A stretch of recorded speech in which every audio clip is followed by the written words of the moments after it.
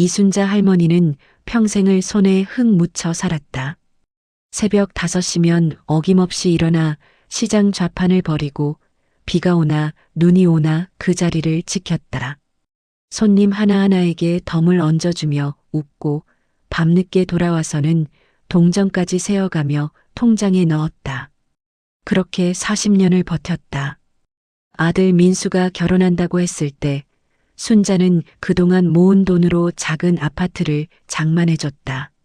신혼집이라도 마련해줘야 속이 편했다.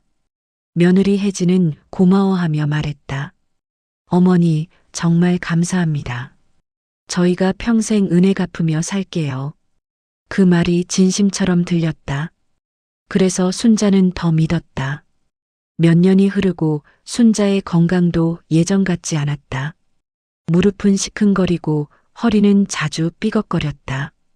그럴 때마다 혜진이 찾아왔다. 어머니, 혼자 계시면 위험해요. 저희랑 같이 사세요. 제가 모실게요. 민수도 거들었다. 엄마, 이제 편하게 쉬세요. 우리가 다 책임질게요. 집도 어차피 나중엔 제 거잖아요. 지금 명에 넘기시면 세금도 아끼고 좋아요. 순자는 망설였다. 그래도 아들이고 며느리였다. 자식이 부모를 버리겠는가. 그래, 그럼 부탁한다. 나도 이제 나이가. 그렇게 서류에 도장을 찍었다. 인감도 맡겼다. 평생 모은 집 예금 심지어 작은 상가 하나까지 모두 아들 명의로 넘어갔다. 혜진은 그날따라 더 환하게 웃었다. 어머니 정말 고맙습니다. 진짜 저희가 잘 모실게요. 걱정 마세요. 처음 몇 달은 괜찮았다. 혜진은 맛있는 반찬도 해주고 병원도 같이 다녔다. 하지만 여름이 지나고 가을바람이 불 무렵부터 분위기가 달라졌다. 어머니, 설거지 좀 해주세요. 저도 일하고 들어오는데 힘들어요. 빨래 좀 개어 놓으세요. 계속 쌓여 있으면 곤란해요. 순자는 당연하다고 생각했다. 얹혀 사는 몸이니까. 그래서 더 조용히 지냈다. 방에만 있으려 했다. 그런데 그것도 눈에 거슬렸던 모양이다. 어머니, 맨날 방에만 계시면 우울증 오는 거 아니에요? 좀 나가세요. 민수는 아무 말도 하지 않았다. 아내와 어머니 사이에서 눈치만 봤다. 그게 더 서러웠다. 어느 날 저녁 식탁에서 된장찌개를 먹고 있는데 혜진이 말했다. 어머니, 사실은요. 순자는 숟가락을 들고 있던 손을 멈췄다. 제 친정 부모님이 건강이 안 좋으셔서 모셔야 할 것 같아요. 그래, 그럼 같이 모시면 되지. 혜진은 고개를 저었다. 집이 좁아서요. 방이 하나밖에 없잖아요. 어머니가 좀 나가주시면 안 될까요? 순자의 가슴이 철렁 내려앉았다. 나가라고? 일단 한 달만요. 제가 알아봐 드릴게요. 좋은 고시원이나. 민수는 옆에서 젓가락만 만지작거렸다. 야, 그건 좀. 당신은 가만히 있어요. 내가 부모님 모시겠다는데 뭐가 문제예요? 순자는 천천히 숟가락을 내려놓았다. 알았다. 내가 나갈게. 어머니 정말 감사해요. 그럼 이번 주말까지만 정리해 주세요. 그날 밤 순자는 잠을 이루지 못했다. 어떻게 이럴 수가 있을까? 평생 모은 걸 다 줬는데 그 대가가 이건가? 짐을 싸는 금요일 저녁 혜진이 방문을 열고 들어왔다. 어머니, 혹시 오해하실까봐 말씀드리는데요. 순자는 옷을 개며 고개를 들었다. 이 집은 이제 제 명의예요. 증여받았거든요. 그러니까 너무 섭섭해하지 마세요. 원래 재산은 자식이 물려받는 거잖아요. 그 말을 듣는 순자의 손이 떨렸다. 가슴 깊은 곳에서 뭔가 무너져 내렸다. 제 명의라고 그렇게 쉽게 말하는구나. 토요일 아침 순자는 작은 캐리어 하나에 옷가지를 담았다. 평생 모은 물건들이 이 집 여기저기 있었지만 가져갈 수 있는 건 많지 않았다. 낡은 사진첩 몇 권, 남편이 남긴 시계 하나, 겨울 외투 2벌. 그게 전부였다. 거실에서는 혜진이 커피를 마시며 TV를 보고 있었다. 순자가 짐을 들고 나오자 힐끗 쳐다봤다. 다 쌌어요? 응. 그럼 열쇠 놓고 가세요. 현관 신발장 위에. 순자는 손에 쥐고 있던 열쇠를 내려다봤다. 20년을 매일 만지던 열쇠였다. 새벽에 나가며 돌리고 밤에 돌아와 열던 그 열쇠. 이제는 놓아야 했다. 민수는 회사 회식이래요. 늦게 들어온대요. 순자는 웃음이 나왔다. 회식? 어머니가 집 나가는 날 회식이라니. 그래, 알았다. 열쇠를 신발장 위에 올려놓는 손이 떨렸다. 혜진은 그걸 보면서도 고개를 돌렸다. 어머니, 한 달 정도 지나면 연락드릴게요. 그때까지 잘 지내세요. 순자는 대답하지 않았다. 현관문을 열고 나섰다. 뒤돌아보지 않았다. 보면 무너질 것 같았다. 엘리베이터를 타고 내려가며 거울에 비친 자신을 봤다. 75의 할머니. 캐리어 하나 끌고 집을 나서는 모습. 이게 내 인생의 끝인가. 아파트 단지를 빠져나와 길을 걸었다. 어디로 가야 할까? 친척은 다 연락이 끊긴 지 오래고 친구들도 대부분 세상을 떠났다. 남은 건 복지관에서 가끔 보던 얼굴 몇 명뿐. 일단 찜질방에 갔다. 5,000원을 내고 들어가 짐을 사물함에 넣었다. 한증막에 들어가 땀을 흘렸다. 눈물인지 땀인지 모를 것들이 얼굴을 타고 흘렀다. 밤이 되었다. 찜질방 한쪽 구석에 자리를 잡았다. 젊은 사람들은 친구들과 수다를 떨고 가족들은 아이들 데리고 웃으며 놀았다. 순자만 혼자였다. 새벽 3시쯤 잠이 오지 않아 밖으로 나왔다. 근처 공원 벤치에 앉았다. 차가운 바람이 불었지만 오히려 정신이 들었다. 내가 내 인생을 너무 쉽게 믿어버렸구나. 자식이라고 믿었다. 며느리가 착하다고 믿었다.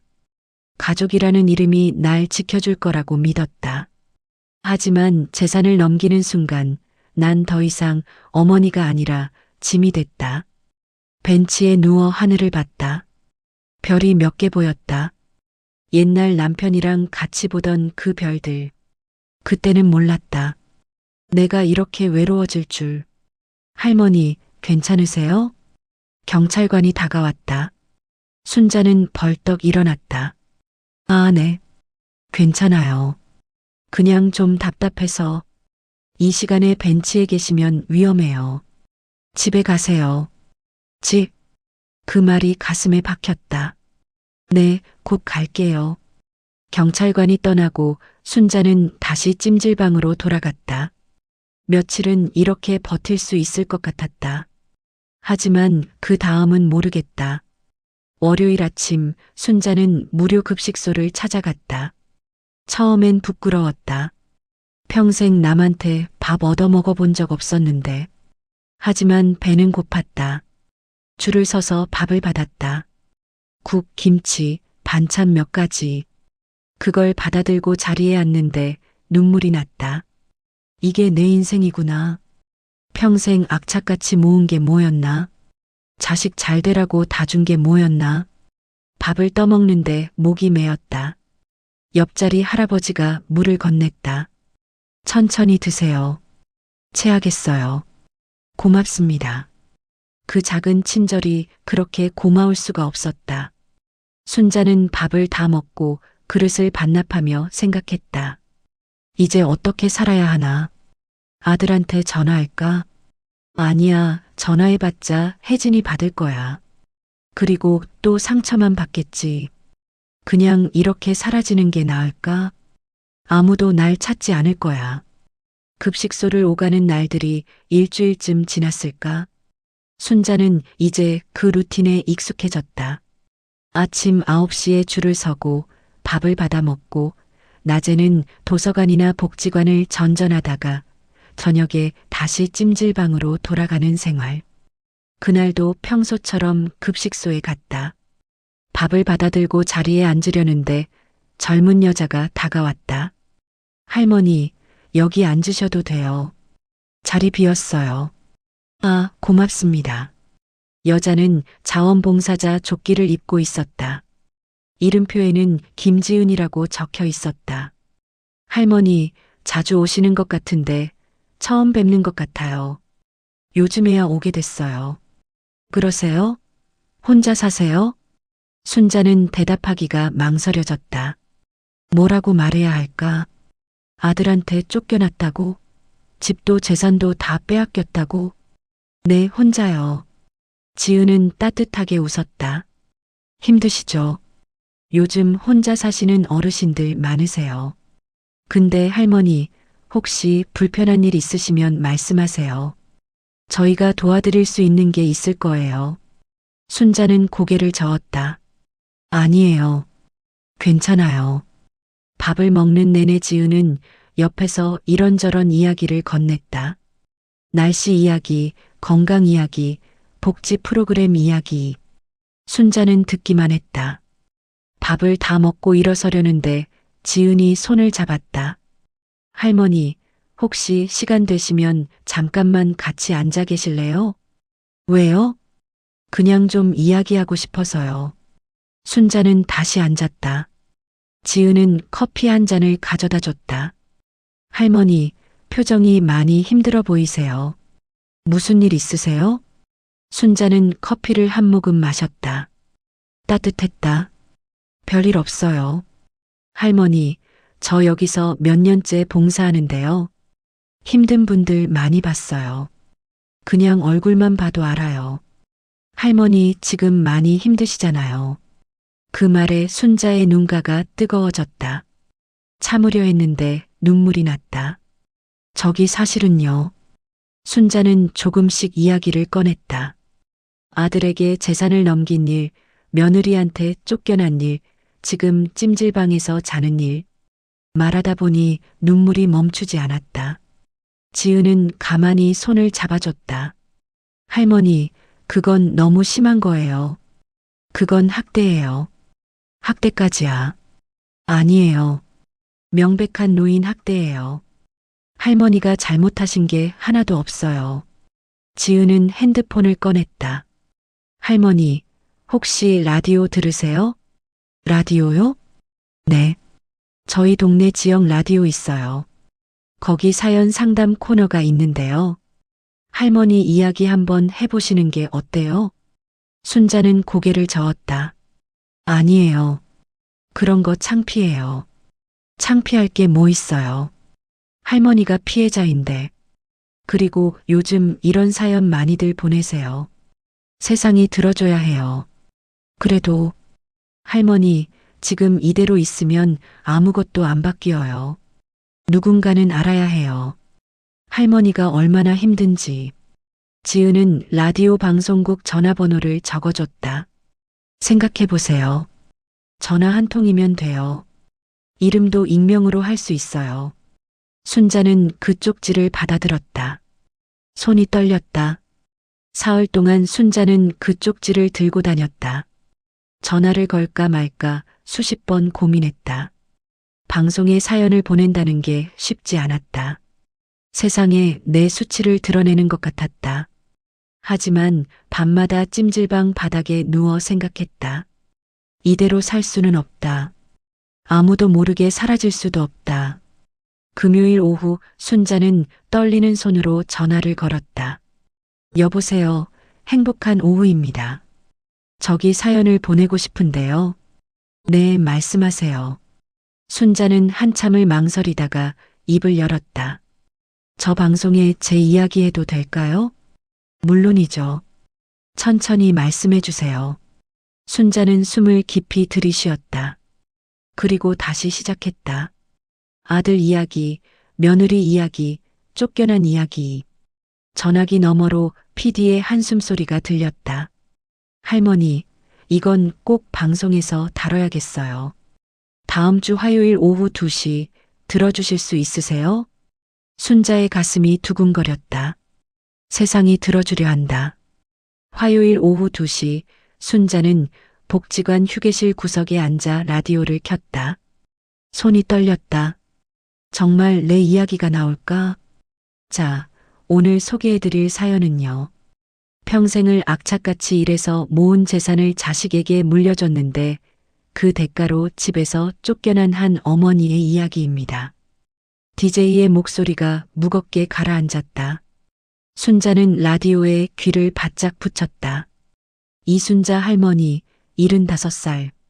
새벽 5시에 일어나 시장 좌판을 40년 동안 지키셨대요. 비 오나 눈 오나 그 자리에서 손님들 웃으며 맞이하시고 동전까지 세어가며 통장에 넣으셨답니다. 옆에 있던 패널의 목소리가 이어졌다. 와, 40년이요? 그게 얼마나 힘든 세월인데. 그렇게 모은 돈으로 아들 결혼할 때 신혼집 장만해 주시고 나중엔 건강이 안 좋아지시니까 며느리가 모시겠다고 하더래요. DJ가 사연을 읽어 내려갔다. 증여 과정, 며느리의 돌변, 쫓겨나던 날. 순자는 자기 이야기를 듣는데도 믿기지 않았다. 이게 정말 내 삶이었나? 이게 말이 됩니까? 평생 모은 걸 다 주고 쫓겨나다니요. 패널의 목소리에 분노가 섞여 있었다. 더 가슴 아픈 건요. 할머니가 지금 찜질방에서 자고 계세요. 낮에는 무료 급식소 다니시고요. 라디오 너머로 한숨 소리들이 들렸다.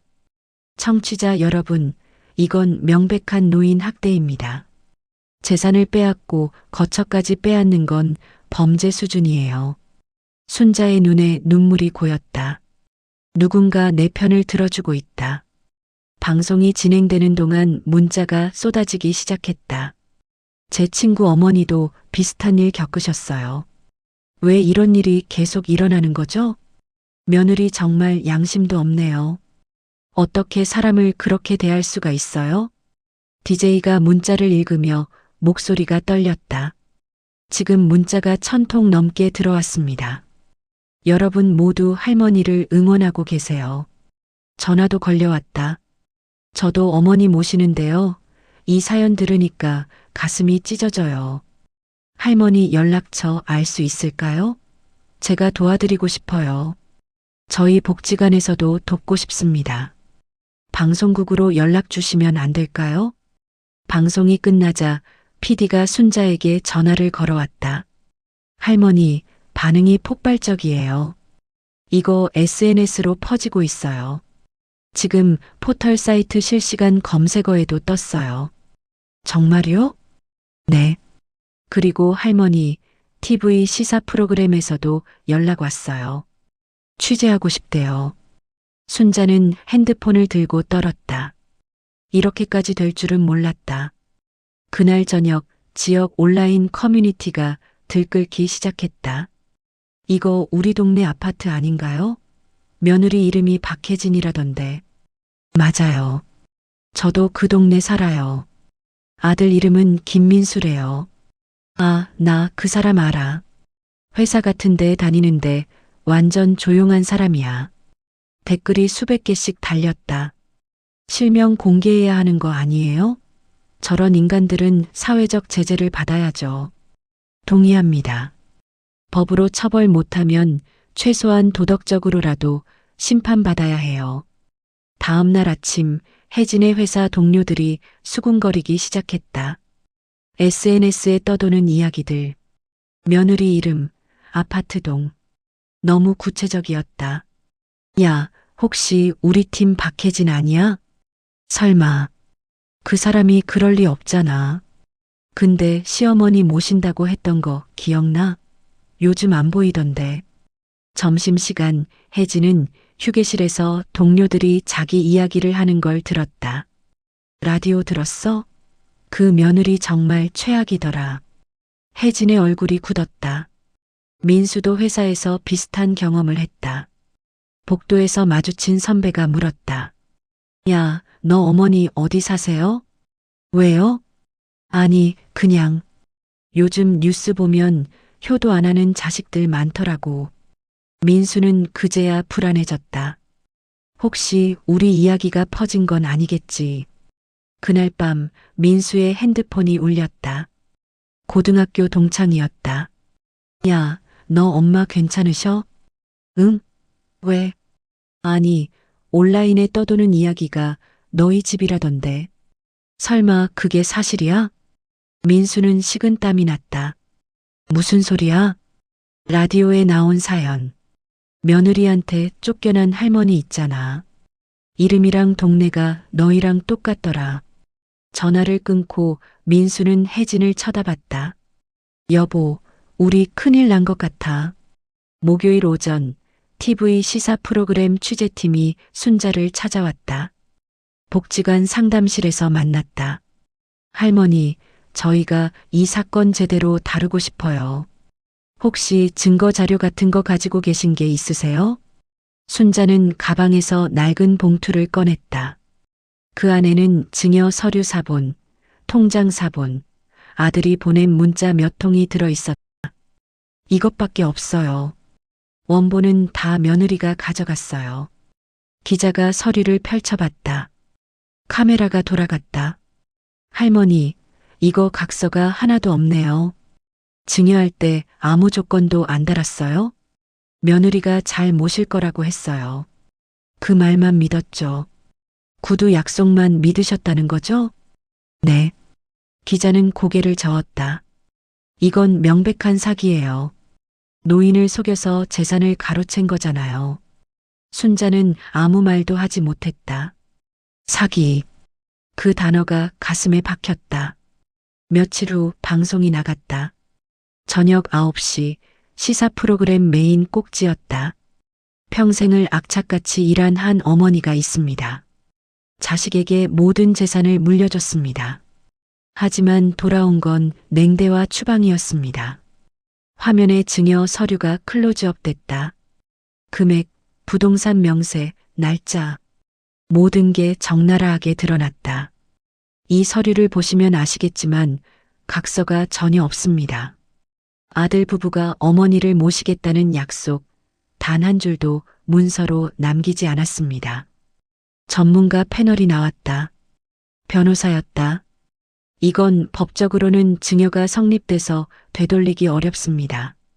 하지만 도덕적으로는 명백한 학대죠. 노인을 기망해서 재산을 가로채고 내쫓은 겁니다. 다음은 사회복지사였다. 요즘 이런 케이스가 너무 많아요. 자식들이 재산만 챙기고 부모는 버리는 거죠. 노인 학대의 가장 잔인한 형태입니다. 화면이 바뀌며 순자의 현재 모습이 나왔다. 찜질방 복도를 걷는 뒷모습, 무료 급식소에서 밥을 받는 모습. 이순자 할머니는 지금 찜질방을 전전하고 계십니다. 평생 모은 집도, 돈도, 심지어 거처할 곳도 없습니다. 마지막으로 기자의 멘트가 나왔다. 우리는 이 며느리와 아들에게 묻습니다. 당신들의 양심은 어디에 있습니까? 방송이 나가자 인터넷이 폭발했다. 며느리 이름 박혜진 맞죠? 회사 어딘지 아시는 분? 아들 김민수래요. 땡땡 건설 다닌다던데. 동네 사람들 말로는 평소에 되게 점잖은 척했대요. 완전 위선자네. 혜진의 회사 게시판에도 글이 올라왔다. 우리 회사 박혜진 씨, 시어머니 쫓아낸 그 사람 맞나요? 댓글이 달렸다. 같은 팀인데 요즘 분위기 이상해요. 본인도 아는 것 같던데. 저런 사람이랑 같이 일해야 하나요? 기분 나쁜데. 금요일 아침 혜진이 출근하자 동료들의 시선이 달라져 있었다. 수군거림, 힐끗거림. 아무도 먼저 말을 걸지 않았다. 점심시간 혜진은 혼자 구내식당 구석에 앉았다. 옆 테이블에서 들리는 소리. 저 사람 TV 나온 그 며느리 맞대. 헐, 진짜? 완전 충격인데. 평소엔 엄청 착한 척하더니. 혜진은 밥을 먹다가 숟가락을 놓았다. 먹을 수가 없었다. 민수도 마찬가지였다. 회사 복도에서 선배가 불렀다. 김민수 씨, 잠깐 좀. 네. 요즘 인터넷에 떠도는 이야기들 있잖아. 혹시 자네 집 이야기 아니지? 민수는 고개를 숙였다. 죄송합니다. 아니, 사실이야? 어머니를 정말 쫓아낸 거야? 그게 상황이. 선배는 한숨을 쉬었다. 자네, 이거 회사 이미지에도 안 좋아. 조용히 좀 해결하게. 민수는 대답하지 못했다. 저녁 아파트로 돌아가는 길에 경비 아저씨가 고개를 돌렸다. 평소엔 인사를 받았는데 오늘은 외면했다. 엘리베이터에서 이웃을 만났다. 옆집 아줌마였다. 아, 민수 씨. 안녕하세요. 아줌마는 어색하게 웃으며 시선을 피했다. 민수는 그 의미를 알았다. 모두가 알고 있다. 집에 들어가자 혜진이 소파에 앉아 있었다. 눈이 빨갛게 부어 있었다. 여보, 회사 그만둬야 할 것 같아. 나도 마찬가지야. 사람들이 다 아는 것 같아. 두 사람은 말없이 앉아 있었다. 방송이 나간 뒤로 세상이 달라졌다. 친구들 연락도 끊겼고, 동네 사람들 시선도 차갑고, 회사 분위기도 얼어붙었다. 밤 11시쯤 혜진의 핸드폰이 울렸다. 모르는 번호였다. 여보세요? 며느리 맞죠? 사람이 어떻게 그럴 수가 있어요? 양심도 없어? 전화가 끊겼다. 또 울렸다. 또 모르는 번호. 박혜진 씨죠?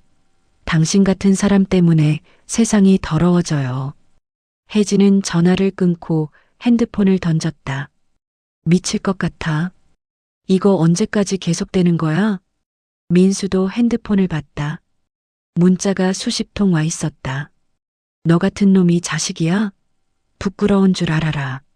그날 밤 두 사람은 잠을 이루지 못했다. 세상이 그들을 심판하고 있었다. 월요일 아침 혜진과 민수에게 TV 프로그램 측에서 연락이 왔다. 출연해 주시겠습니까? 생방송으로 할머니와 대면하는 시간을 갖고 싶습니다. 혜진은 거절하려 했다. 저희는 사생활이요? 지금 온 나라가 두 분 이야기를 하고 있는데요. 이대로 숨어 계시면 더 안 좋아질 겁니다. PD의 목소리는 단호했다. 목요일 저녁 8시 생방송입니다. 안 나오시면 그것도 방송에서 말씀드릴 겁니다. 민수는 핸드폰을 꺼트리고 혜진을 봤다.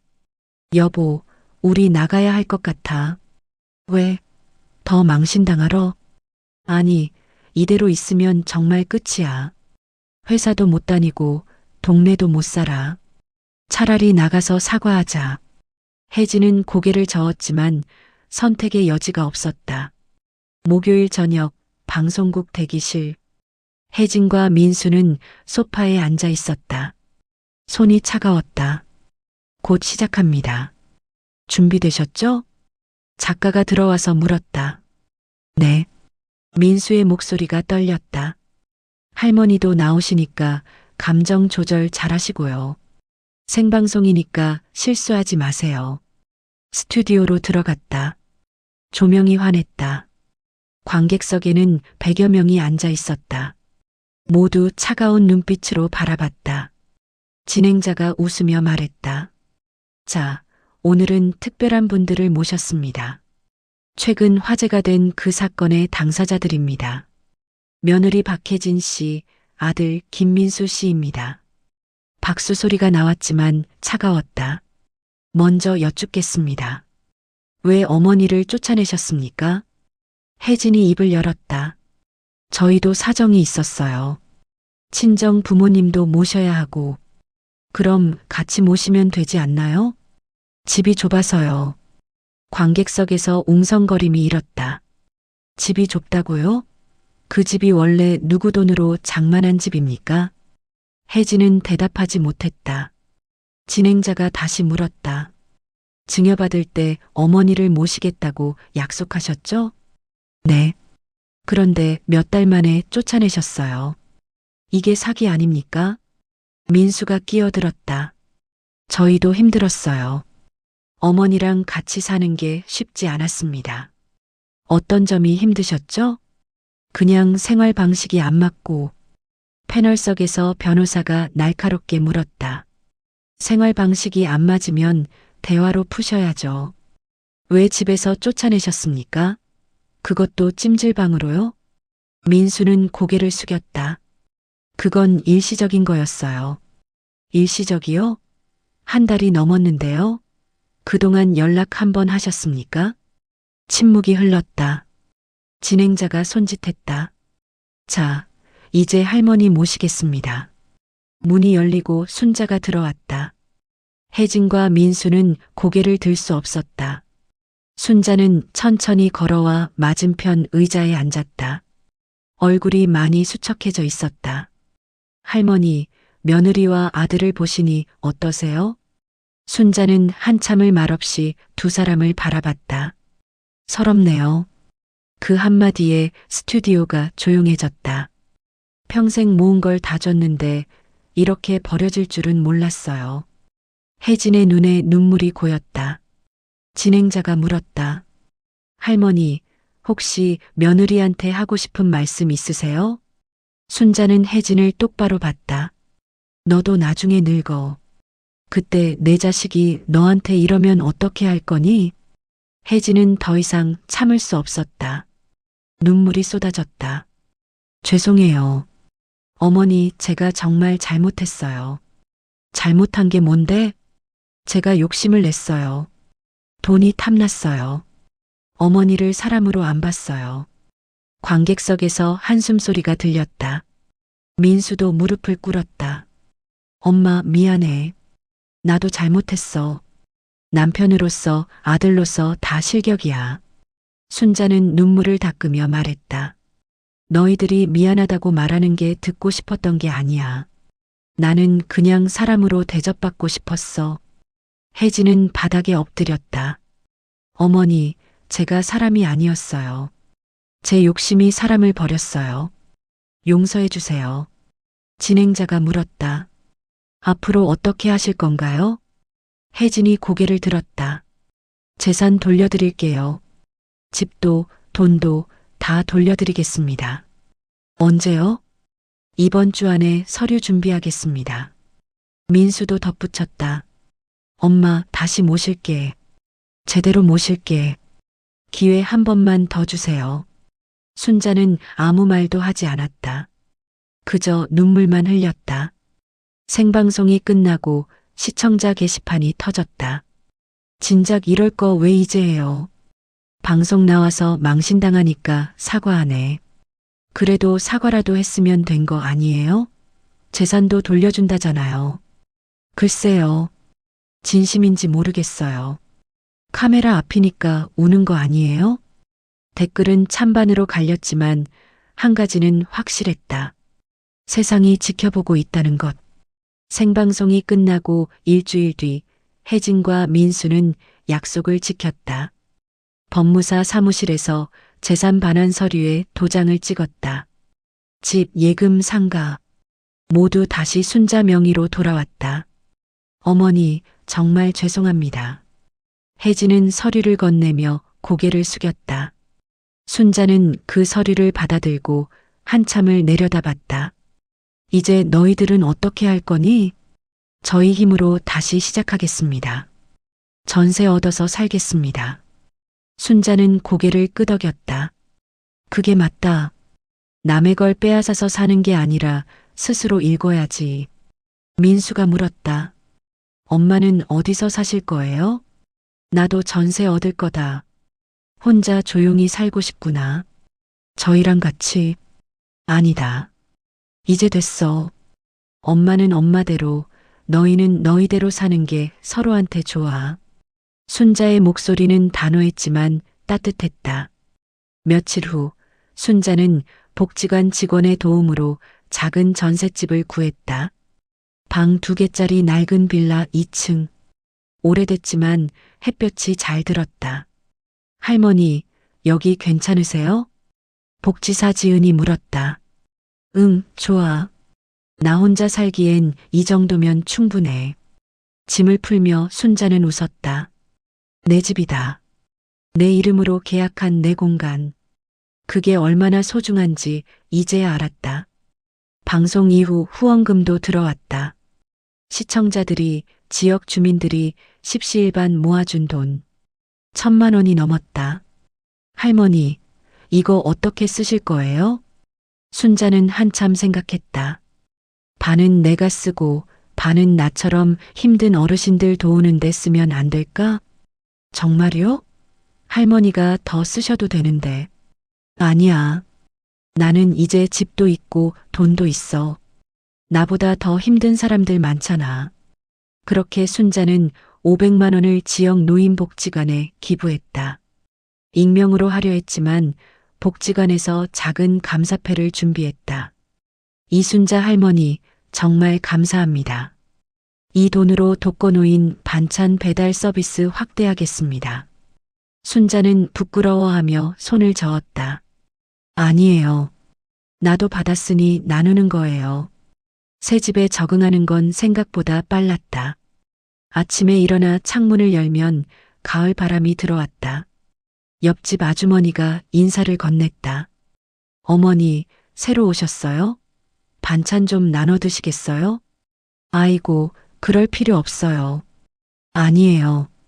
저희 김장했는데 너무 많이 했거든요. 그렇게 김치 한 통을 받았다. 며칠 후엔 순자가 호박전을 부쳐서 나눠줬다. 옆집, 아랫집, 윗집. 사람들이 하나둘 알아갔다. 어머니, TV 나오신 그분 맞죠? 어머, 들켰네. 저희 부모님도 할머니 응원하셨어요. 정말 대단하세요. 대단한 게 아니라고 말하고 싶었지만 순자는 그냥 웃었다. 한 달쯤 지나니 동네에 완전히 정착했다. 아침마다 산책하고 복지관에서 친구들도 사귀었다. 요가도 배우고 노래 교실도 다녔다. 순자 씨, 오늘 목소리 좋은데요? 아이고, 오늘따라 컨디션이 좋네요. 함께 노래를 부르는 할머니들과 웃고 떠들었다. 이런 일상이 얼마나 소중한지. 찜질방 바닥에서 잠들던 날들을 생각하면 꿈만 같았다.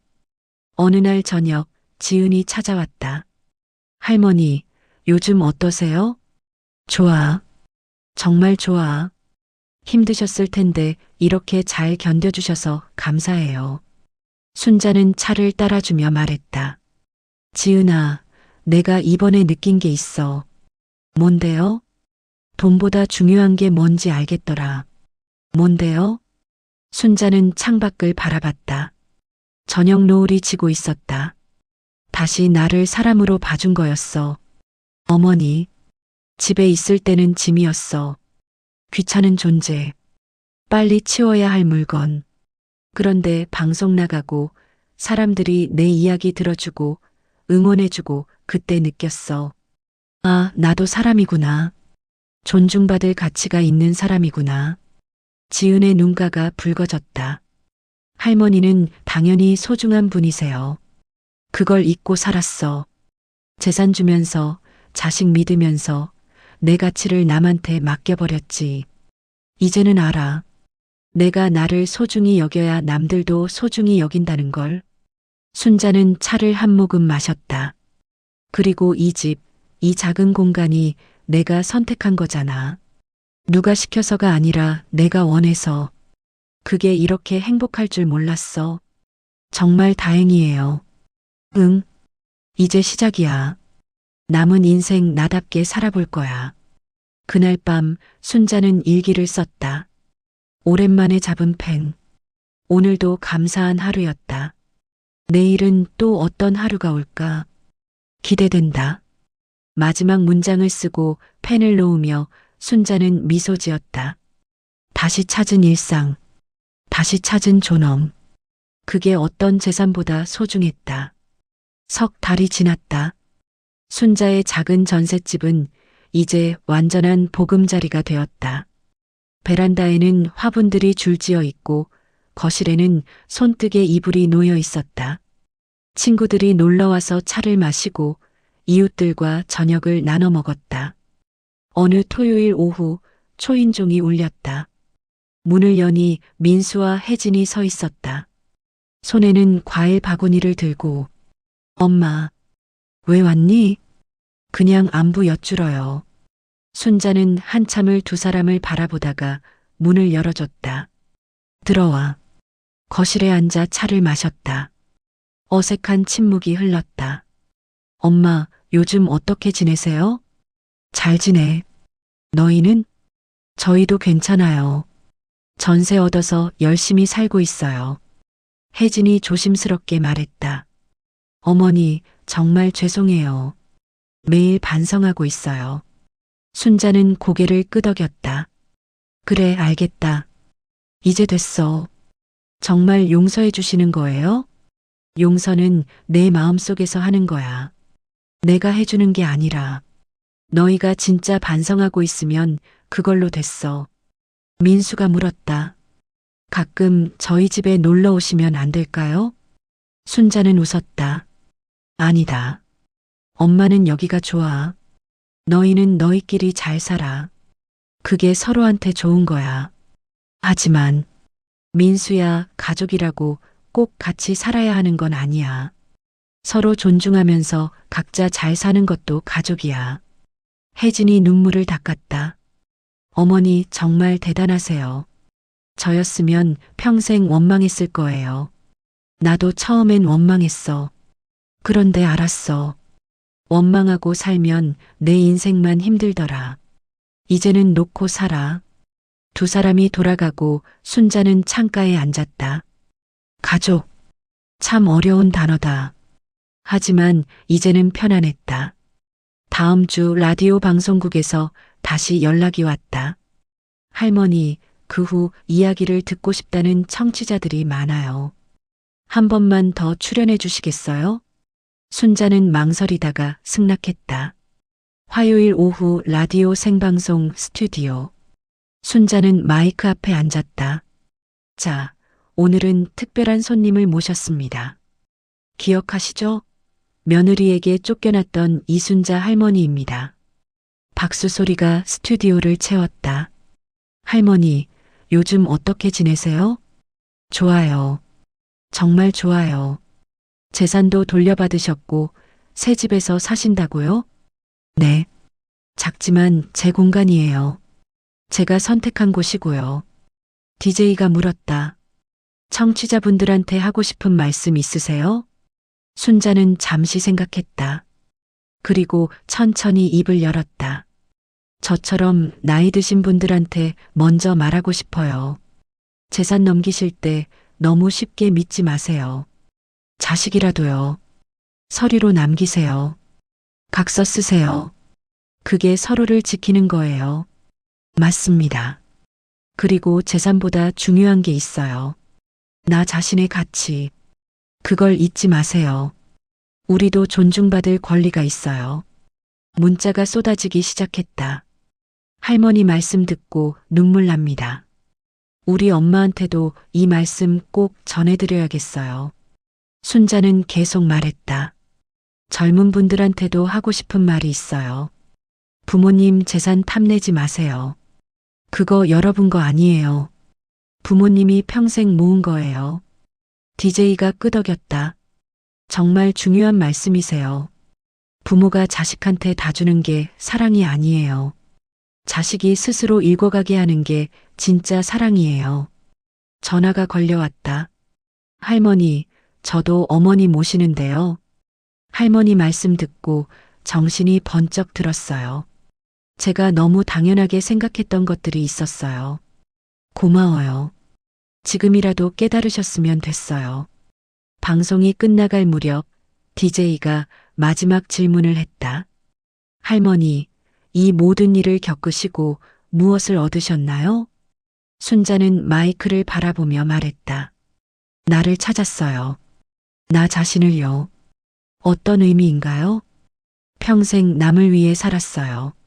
남편 위해, 자식 위해, 며느리 위해. 그러다 보니 내가 누군지 잊어버렸어요. 이번 일로 배웠어요. 나도 소중한 사람이라는 걸. 스튜디오가 조용해졌다. 그리고 세상엔 아직도 들어주는 귀가 있어요. 저처럼 힘든 분들 포기하지 마세요. 목소리 내세요. 누군가는 들어줄 거예요. 방송이 끝나고 집으로 돌아오는 길, 순자는 하늘을 올려다봤다. 저녁 하늘이 붉게 물들어 있었다. 남편이 보고 싶었다. 이 모든 이야기를 들려주고 싶었다. 여보, 나 이제 괜찮아. 잘 살고 있어. 바람이 불었다. 따뜻한 바람이었다. 집에 들어와 일기를 펼쳤다. 오늘도 감사한 하루. 내 목소리를 낼 수 있어서, 누군가에게 희망을 줄 수 있어서, 인생의 마지막 장이 이렇게 아름다울 줄 몰랐다. 펜을 놓고 창밖을 바라봤다. 별이 하나 둘 떠올랐다. 순자는 혼잣말로 중얼거렸다. 나처럼 너무 쉽게 믿지 마세요. 하지만 세상엔 아직도 들어주는 귀가 있습니다.